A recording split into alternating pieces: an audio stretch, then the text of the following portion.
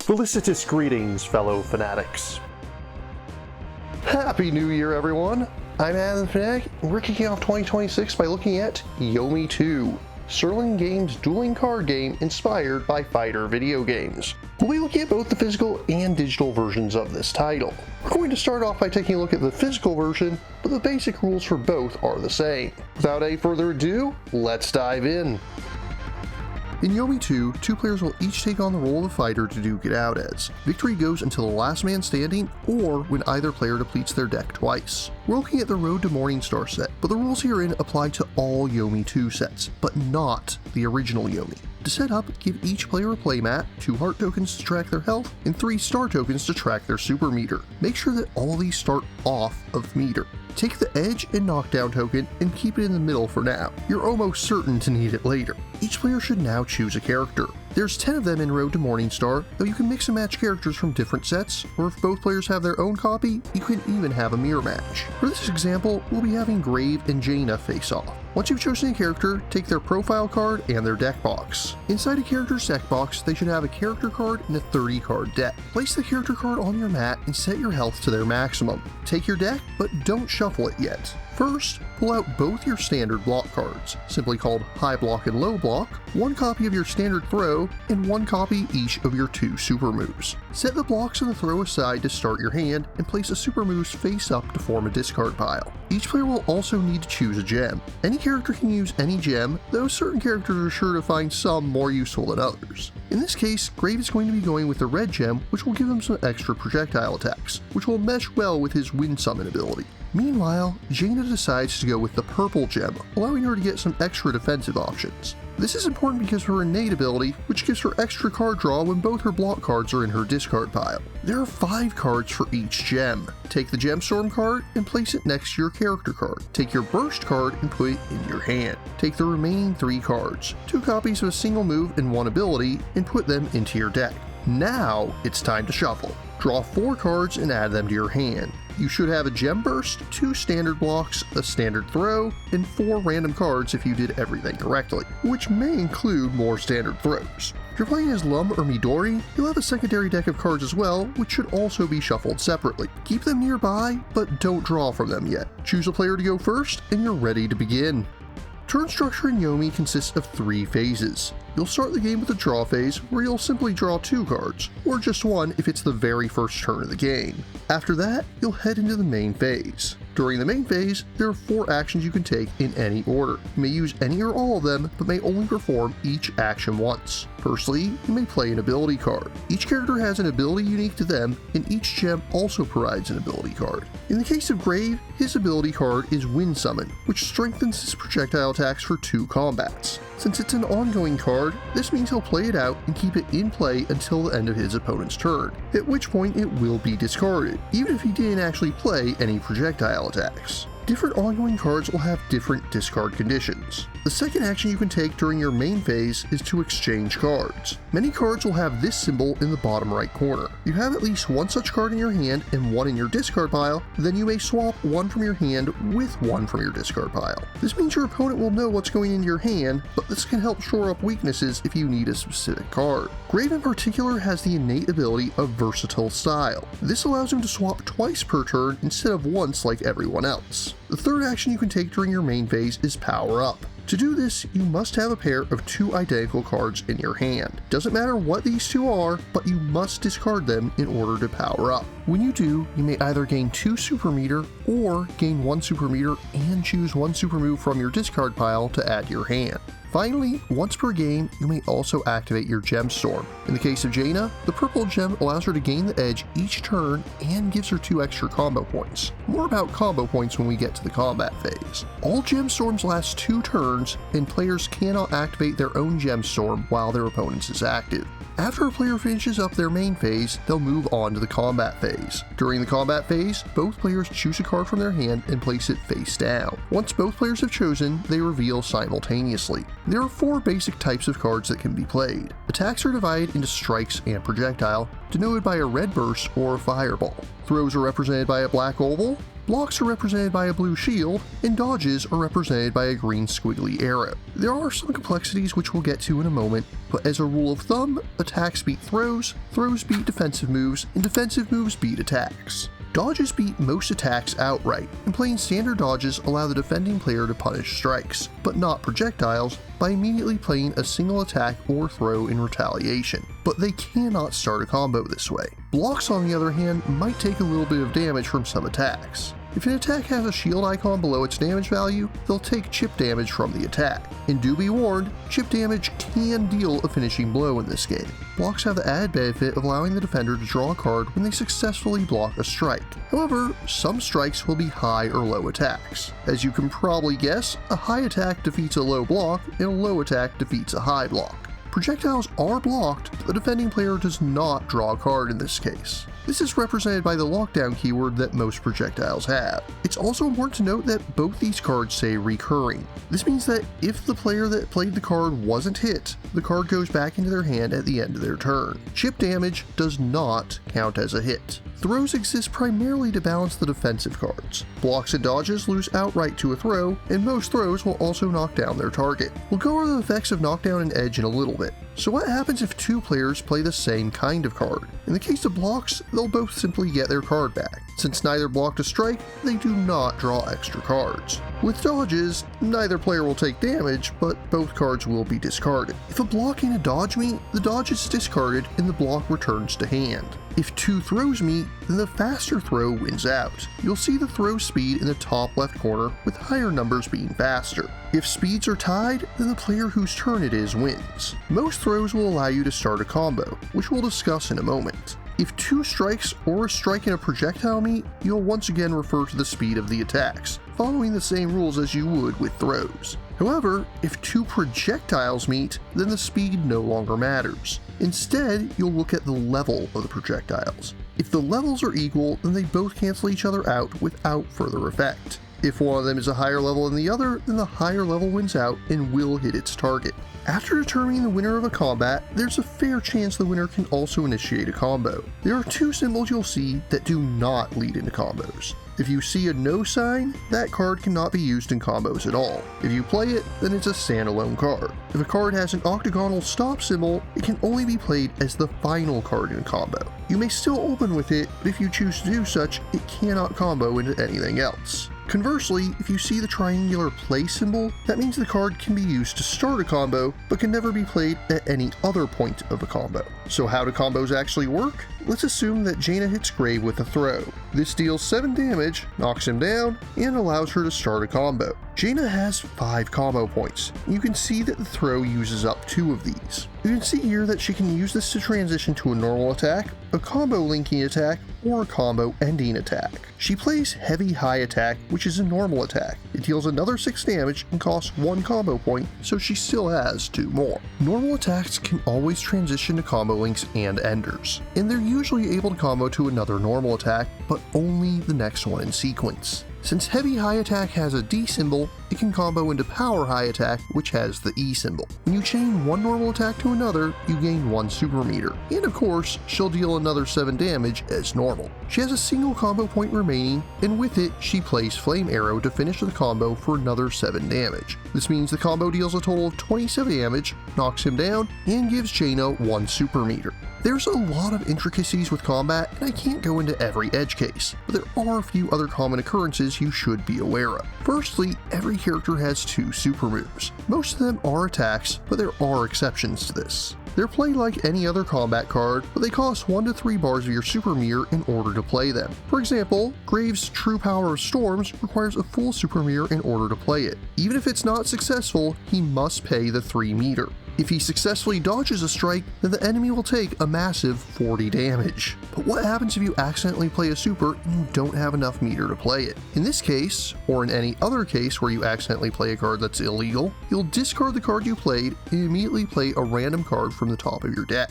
If it's a super and you can pay the meter cost, you must do so. If the card is still illegal, repeat the process, discarding and drawing until you get a card that you can legally play. It should also be noted that many moves can be pumped to increase their power. Here, we see 3 of Jaina's cards that are capable of this. When you see an asterisk like this, that means you can discard any card from your hand to add damage, 5 in this case. Her Crossfire Kick, on the other hand, requires you to discard a specific card, in this case the Z card, which for her would mean the other copy of itself, but it more than doubles your damage if you can pull it off. Finally, her Red Dragon Super allows her to discard up to 2 additional supers, each of them adding 9 damage to the attack. This allows her to deal up to 28 damage with it. That's more than she did with that entire combo earlier.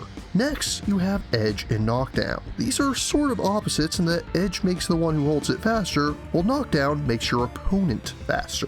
Certain cards will give you the edge. When you have the edge, your speed is increased by 3 in the next combat, but this cannot increase speed above 10. If you play a card that already has a speed of 10 or higher, the edge has no effect. When you're knocked down, all of your opponent's attacks and throws are raised to speed 10, and again, it has no effect on cards that are already 10 or faster. If both players have the edge, or both players are knocked down, you'll simply discard the token, and the effect is negated. Finally, some attacks will say that they're unsafe on block. If you successfully block an attack that says this, you may retaliate with a single throw or attack, not unlike when you dodge a strike. A few characters are particularly good at taking advantage of this and may instead start a full combo this way.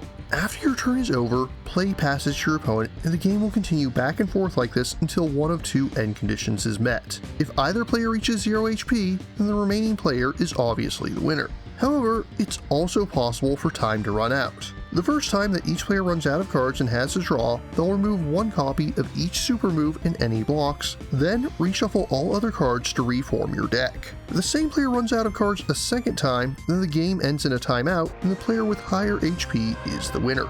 Those are the rules for how to play a standard 1v1. However, Yomi 2 also has 5 sheets which can be used for solo or cooperative play. To do solo mode, you'll set up your character as normal. Satsuki has been my best character so far, and I like to supplement her low health with the black gem, so I'll be using her here. Choose an opponent to fight against. In Road to Morningstar, you have Glass Monk, Fox Primus, Colossus, Twilight Baron, and Dragonborn Centurion to fight against, each with a difficulty rating from 1 to 5. Since Twilight Baron is the next one I need to challenge here, we'll use him. You thought I was going to have another Castlevania clip here, but surprise, it's V Rising this time. The AI doesn't use a super meter. Because of this, you can use the extra star tokens to keep track of their hand size and life. Alternatively, you could use another playmat to keep track of the AI's health, but this way makes the footprint nice and compact. The AI always starts with 9 cards in hand. This isn't a literal hand, but you'll keep track of this on their sheet. You'll also need the D8 that's included with the game. You'll always take the first turn in solo mode. For the most part, your turns play out as normal. Though don't forget that means you draw 1 less card for the first turn since you are going first. You'll perform your main phase as normal, then in the combat phase, choose a card. After you've chosen, roll the d8 to determine what the AI does. Twilight Baron has a lot of slow attacks that punish attacks of speed 8 and higher, and he favors low blocks over high blocks. So I've decided to open with Starlight Kick rather than the Ninpo Flash. I rolled a 6, so I'll find the appropriate column and row for the AI's current hand size and die roll to see what it played. In this case, I win out and thus can perform a combo as usual. However, let's say that instead I opted to play Ninpo Flash. In this case, the Twilight Baron beats me. His combo deals 27 damage to me and would deal 4 if I had blocked. His hand size decreases by 2, but only if he successfully hits me. We can also see that this attack causes knockdown on hit, but is also unsafe when blocked. In the top and bottom left corner, you have what's effectively flavor text to make it feel a bit more like a real game. This can be ignored if you wish, but in the top left, it shows the cards that make up this combo, even though there are no real cards to speak of here. The bottom left shows how much damage the first card of the combo does by itself. A few other things to note, at the bottom of the chart is a list of actions that the AI will take when knocked down, and sometimes other special conditions. Twilight Baron, for example, loves to kick you while you're down, and thus will act differently when you're knocked down. In both cases, he'll ignore his hand size. Also, if an AI blocks an attack of yours that's unsafe, check the rightmost column to see how they'll respond. And on one final note, all AI opponents have innate special abilities, not unlike those of playable characters. For cooperative mode, you'll double the AI's starting health. Both human players take their turns at the same time and still roll once for the AI's actions. You'll resolve each independently of one another, so one player may successfully hit the AI while the AI's attack goes through against the other. If the AI hits either or both players, they'll discard cards if the chart says to do so, but only once. That aside, it plays just like standard solo mode. On to component quality, this is absolutely top notch. It's important to note that everything I've shown off so far, except the sleeves, comes standard with the game. Yes, that even means the playmats. The cards themselves are of decent thickness with a smooth finish, and the artwork is nothing short of excellent. Every move for every fighter has its own art. Even generic abilities like block and dodge have unique art for every character. Standard moves show them without a background, while the specials and supers have full backgrounds. Each character also has their own deck box, and these things are pretty thick. They're not likely to fall apart anytime soon. A pair of deck boxes is also included to keep your gem sets in, one for each player. Heart and star trackers are wooden tokens, while the DA is as standard as you can get. The edge and knockdown token is a fairly large chip. I believe it is hollow, but the plastic is solid enough that it won't break easily. Playmats are neoprene, and each has different art, both showcasing clashes between the two characters. There's a plastic insert to hold everything. I love the fact that they made Midori slot deeper than the rest so that the larger box fits flush with the others, and the plastic on the insert is nice and thick. However, if I do have one complaint, it does have to be the little slot that holds the profile cards. In addition to the base game, I was also sent 5 packs of sleeves and the Fairview City mini expansion. The sleeves are nice and thick with a matte finish on the transparent side so that they remain nicely sagged. Although they use the same art as the Yomi cards, they don't have the actual logo on them. As for the Fairview City, this gives you a number of cards with alternate rules that you can use. Sometimes this involves giving each player an extra card to start with, other times it might change a rule such as making throws deal more damage. They may imbalance the game a bit. Obviously, a character that specializes in throws is going to benefit more from the aforementioned WrestleFest rules, but they're a fun little addition for casual games as long as both players know what they're getting into. There's also the Renegade set, and Shadows over Flagstone should be out soon. I don't have any first-hand experience with either of these, but Renegades is a smaller set with only 2 fighters and a pair of new gems that can be used with any of the characters from the larger sets. Shadows over Flagstone is equal to Morningstar in size, scope, and quality with an entire second set of 10 characters and 5 additional AI opponents. That's everything there is to the physical version of the game, but the game also has a dedicated digital adaptation. I'm not going to go over the basic rules as these are one-to-one identical with the physical version, with all 20 characters from both the Road to Morningstar and Shadows over Flagstone sets, with the Renegades characters and gems available as a DLC pack.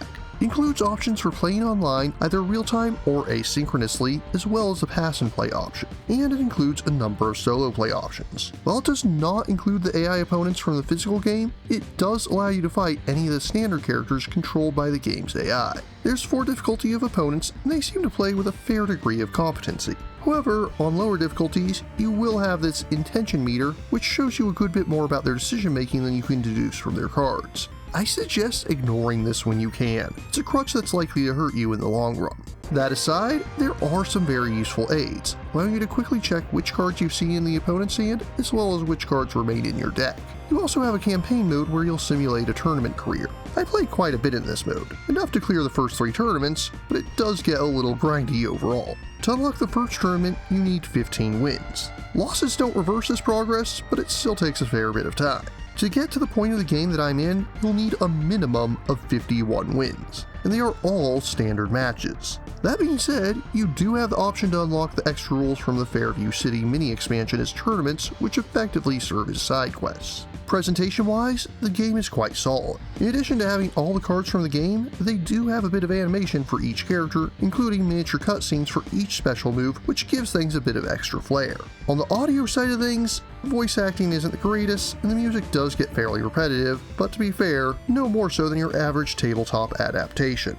All in all, Yomi 2 is an impressive take on the dueling card game genre. Physical version's components are absolutely top-notch, so much so to the point that it might be a barrier of entry for some. On the one hand, no one can accuse them of abusing FOMO, as the standard version is the premium version that you'd usually see locked behind Kickstarter exclusive upgrades and the like. But on the other hand, it does mean that it is a pricey buy-in. You could always get the Renegade set to dip your toes in, but with only 2 characters, it's likely to get stale a lot faster than the large sets. But honestly, the price point is my only real complaint about the game. That aside, it is absolutely an excellent title. Fights are frantic, hectic, intense. Each character plays quite differently from one another. Even their standard attacks and throws aren't identical, and some of them get pretty crazy with how their specials and supers work. Thus far, my two favorites have been Satsuki with the Black Gem. She's one of the most fragile characters in the game, but has high combo potential and has the added bonus of extra card draw whenever her hand runs low. Meanwhile, Bigby with the Purple Gem was a lot of fun. He's almost the opposite of Satsuki in that he does short but very powerful strikes, and his innate ability allows you to potentially lock a foe out of their blocks, which can be a very fun trick to play. If you're looking specifically for a solo game, I recommend sticking to the digital version. While the campaign mode does drag on a bit, the fact that you have AI opponents using full player rules and can use any deck gives you a lot more options than the solo mode included in the physical game. While the digital version is held back a bit by some of the typical shortcomings of a digital adaptation of a board game, it's still great at what it does, and it does pull ahead of most of the pack on the animation front. Meanwhile, if you want to see some of the finest components you'll ever get without upgrading, grabbing a physical copy will not disappoint you. Over the last few years, I've looked at a half dozen different titles inspired by fighting video games. This is the fourth in particular that tries to emulate the feeling of Street Fighter. All of these have been great games, but honestly, I think this might be the best one I've seen yet. The back and forth of the initial hit, the tension of reading your opponent, and the ferocity of juggling them into a combo is all perfectly encapsulated here. I'm still a big fan of BattleCon, and I don't want to make a direct comparison to Fight Deck before its final release, but as it stands, I feel that Yomi 2 is the current king of fighters. Yes, I went there. In conclusion, I find Yomi 2, The Road to Morningstar, to be worthy of an excellent 9.3 out of 10, with the video game adaptation still being impressive, albeit less so at an 8.4 out of 10. If you're interested in purchasing a physical version of Yomi 2, my first suggestion, as always, is check with your friendly local game store to see if they can get it in stock. On the other hand, if you're interested in the digital version, it's currently available for PC via Steam and Epic, with consoles possible in the future depending upon sales. If you're interested in purchasing or learning more, links are included in the description. But what about you? What do you think of Yomi? Which card game do you think best captures the feeling of Street Fighter and similar video games? If you have any questions, remarks, or opposing points of view, leave them in the comments down below. Don't forget to like, share, subscribe, and ring that bell. If you really enjoy my work, please consider funding my channel on Patreon. Until next time, farewell, fellow Fanatics.